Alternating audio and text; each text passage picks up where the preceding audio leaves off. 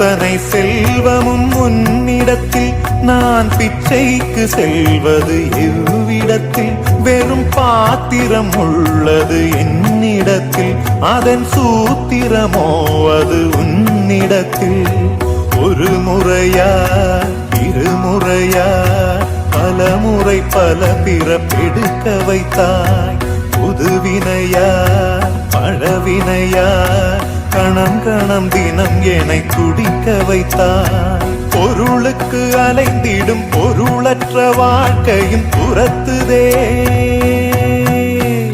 உன் அருள் அருள் அருள் என்று அலைகின்ற மனம் இன்று பிதற்றுதே